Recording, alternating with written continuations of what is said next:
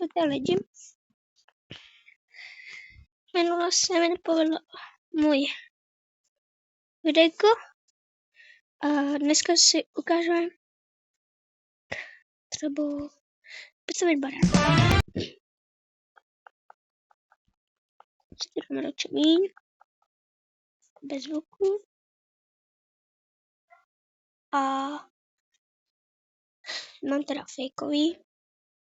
Minule jsem dělala tak videjko, jestli jste ho viděli. Tak mi tam nešlo. Mi tam nešel zvuk, protože jsem to dělala někdy. A uvidíme, jak teda co postavíme. My s kámoškou stavili věcičky.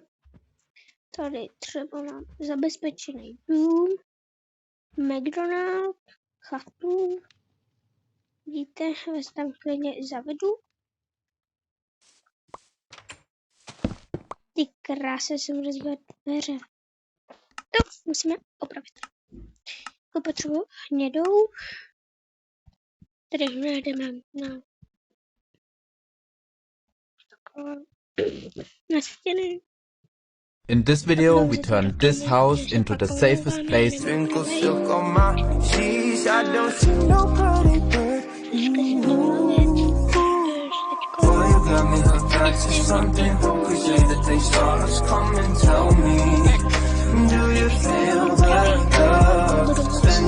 Ráda, protože budu natáčet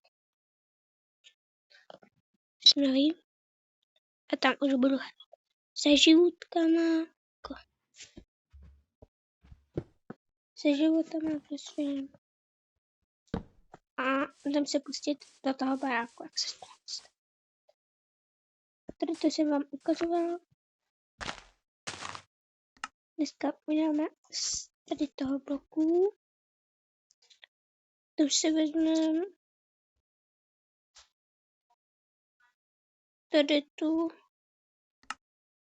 a teďka dveře a takhle budeme se dokončit, takže třeba zase v pondělku natačím nový videjko, to dostavíme a budu moc ráda, když tady bude třeba 1000 zhlédnutí, protože mám zrovna jenom 500, teďka jsem nezačala a já už budu končit, no takže jsem ten povrch, nebo jako stěnu poslední.